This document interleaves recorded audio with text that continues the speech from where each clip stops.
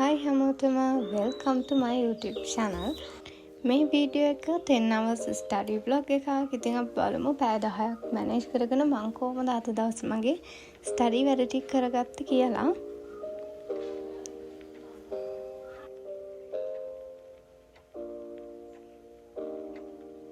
අද මට class මොකුත් නැති දවසක්. හැබැයි මේ වීඩියෝ clips ටික ගත්ත නිසා මට පොඩ්ඩක් මගේ වැඩ ටික කරන්න වෙලා ගියා.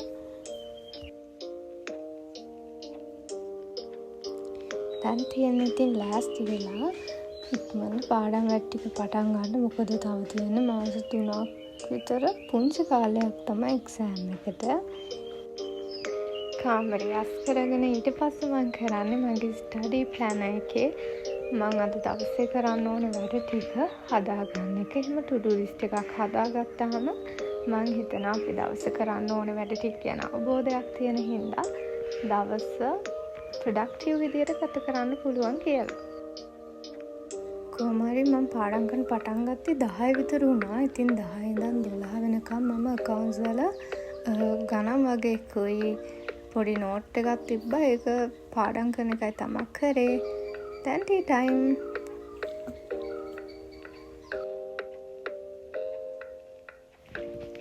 ඉතින් මේ වෙලාවේ මට තිබ්බ අනිත් වැඩත් සේරම ඉවර කරගත්තා. මොකද එතකොට මට ඊළඟට ආය අතරමඟදී මේ බ්‍රේක් ගන්න ඕනේ. දිගටම පාඩම් කරන්න පුළුවන් නිසා.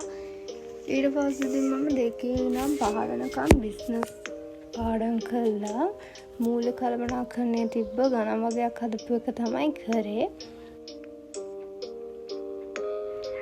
මේ තමයි මම දැක්සේ ආසම වෙලාව. ඒකට හේතුව තමයි කොච්චර ස්ට්‍රෙස් එකක් තිබ්බත් හවස අහස දිහා බලන ඉතියේ හැමදේම නැති වෙලා යනවා. අපේ තාත්තෙක් ගෙදර එන්න මේ වෙලාවට. ඊට පස්සේ ඉතින් මම අපේ ගෙදර අයත් එක්ක පොඩි වෙලාවක් ඉඳලා අය 7 ඉඳන් 9:00 විතර වෙනකම් පාඩම් කරන්න ගන්නවා. ඉතින් අද මම කරේ ඉකෝන් වල ෂෝට් නෝට් එකක් හදපු විදිය. මොකද කලින් දවසේ පාඩම් කරපු ඒ වගේ මේ විදිහට ෂෝට් නෝට් එකක් අහලා තියාගත්තේ. ඒක ඉස්සරහදී පාඩම් කරද්දී ගොඩාක් ඒක යූස්ෆුල් වෙනවා. ඉතින් මම 9:00 ඉඳන් 12 විතර වෙනකම් පාස් පේපර් කරා. මම account තමයි කරන්න හිටියේ. හැබැයි බිස්නස් තමයි අද කරේ.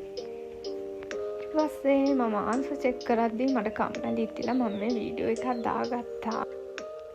දවස් අන්තිමට මම කරන දේ තමයි උදේ ඉතින් හදාගත්ත ටු-ඩු ලිස්ට් එකේ වැඩ කොච්චර දුරට මම සක්සස් කරලාද කියලා බලන එක. ඉතින් මේකේ නම් මට පැය 10ක් හිතුවට පැය 9ක් තමයි වැඩ කරන්න ඕනේ. ඉතින් මගේ වීඩියෝ එක ඉවර වෙනකම් බලවට ඔයාලට thank you. අන්තිමේටම ඉල්ලන්නේ මාව subscribe කරන්න. ඔයාලගේ පුංචි subscribe එක මට ගොඩාක් වටිනවා.